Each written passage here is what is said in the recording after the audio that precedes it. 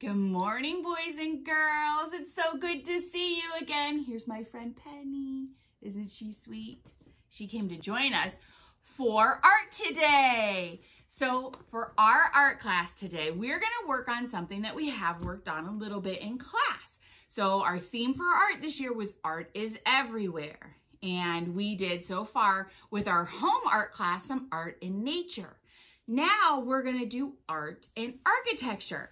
But we're not going to just do any kind of architecture. We are going to do homes. So I'm going to read you a book first. This is called Home by Carson Ellis. So I'm going to read you this book first, okay?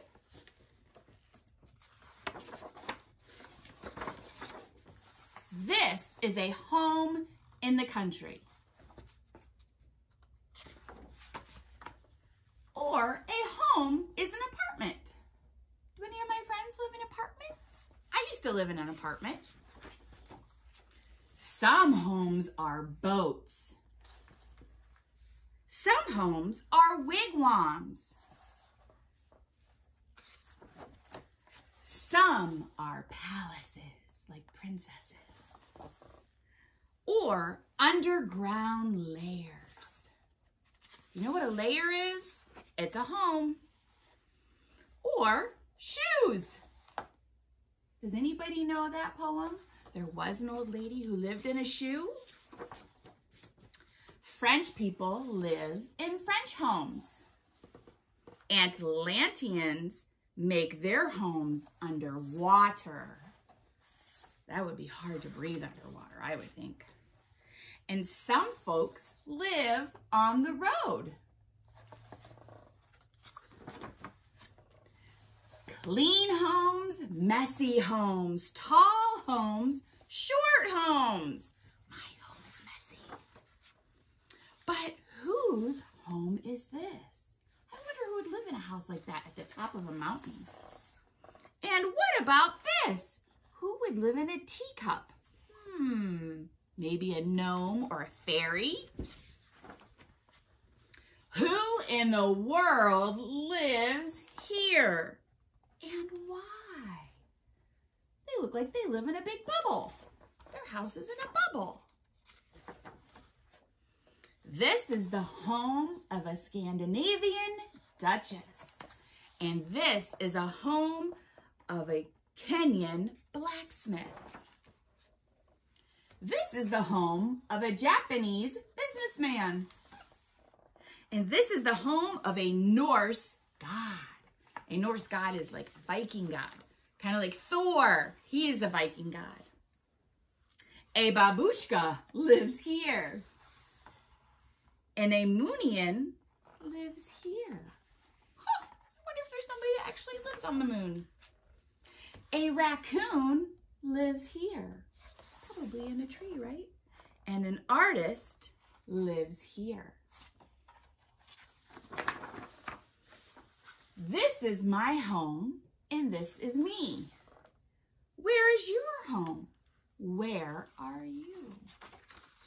The end. So, with our art and architecture, I would like for you guys to build a home. It can be any home. It can look like your home. Or it could be one like we got inspired at school and we had a puppy house and a garden house and a rainbow house. We had so many different buildings that we were making at art class. I want to see what you can make. Now I have 3 ideas for you to do.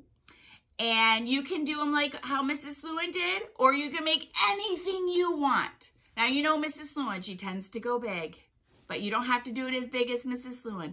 I want you to make a home and tell me who would live in that home, okay? Now, I want you guys to have your moms and dads take pictures of your artwork, and I want you to send it to Mrs. Lewin. You can also post it on our Facebook, but make sure you send it to Mrs. Lewin too so she can make a collage of all of our artwork so you can look at everybody's artwork all at once, okay? All right, let me show you my 3 examples. Okay, now remember, these are just ideas. So for my first idea, we thought you could make a fun sculpture out of toothpicks. Now remember, these toothpicks, they are sharp. They have pointy ends. So make sure if you decide to do this project, you're not poking any moms or dads or little brothers and sisters. And marshmallows. Everybody loves to eat marshmallows. They are delicious. If you have them at home, then you can do this project. If not, you can skip ahead to the next project. But I'm going to just show you a couple of tips when it comes to making a marshmallow structure. So first, what I suggest is doing triangle shapes as opposed to the square shapes. You can connect a square shape to a triangle shape to make a pyramid if you want to, but it is really a little bit more sturdy if you do a triangle shape. So if you see here, I have my triangle shape. It's not really going anywhere. It's pretty strong. So I'm going to show you now how a square shape doesn't really hold up as well. So if I'm using my square shape and I were to make cubes out of this, which means I have squares on 6 different sides, all connected together, they aren't as structurally sound. So they kind of, see how they wiggle back and forth? They don't stay very square for you. So you could put some a cross down the middle so that it goes through the middle of the square, and that helps a little bit, but it isn't the best sturdiest. So I would suggest making them out of triangles. Now I'm going to show you here a couple of different shapes that you can make. So we have these 4 different shapes. You can make the cube, which is in the bottom corner that I talked about earlier. But like I said, they aren't the most sound. So here's one that my daughter made for me, and she made a bridge. She made it out of a ton of them. This is a spider web made out of black toothpicks. And this one I thought was really cool. I saw this online, and that one was a really cool structure. Next, I have, similar to what we did in class, you can use just a box. You can use any size box that you want. You can use a little box that has a little tops folded over like I do. You can cut holes in the sides for doors or windows like we did for the ones at school. So here are some examples that you can do. I want you to make sure you decorate them. You can paint them if you want to. You can put anything you want on them. Here are some papers that you could put on it to make like shingles on your roof. You could put sprinkles and pom-poms, anything you want. You can even decorate the inside of your box so it's kind of like a dollhouse. Here's one that you have that's very simple. It doesn't have a lot of decoration, but it's very easy to make. So you could do that with your moms and dads.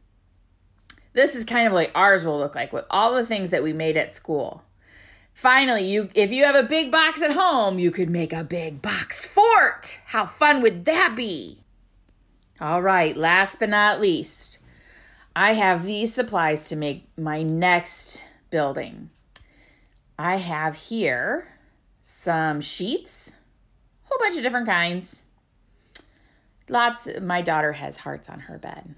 Aren't they cute? Then I also have some clips. You can use like clothespins. I just happen to have these at home. They kind of squeeze. They're nice. They hold things really nice. Now, some of your moms and dads might even have some of these little hooks, these command hooks. I may or may not use that. Then I have some safety pins. And you don't have to use them, but you could. And then I have some string. So what do you think that I could possibly make with this? Here's an example of one thing you can make. It's a fort. This is made with blankets from Elizabeth's room. Penny likes to hang out in there. She made this with our couch and some of our dining room chairs. Very easy to make, and all she needed were some sheets. Now, are you ready to see what Mrs. Lewin made?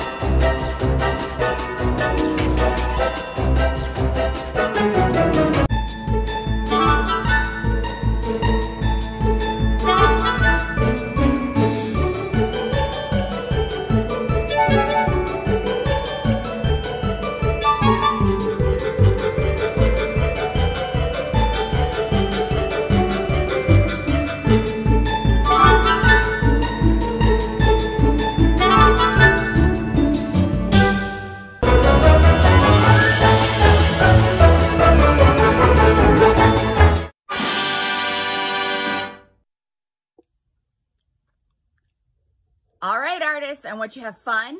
Show me all the buildings that you can make. I'm really excited to see them, okay? Oh, here comes Penny to say hi. Hi, Penny. All right, guys, have a great week. Mwah! Mrs. Lewin misses you. I'll see you tomorrow for music.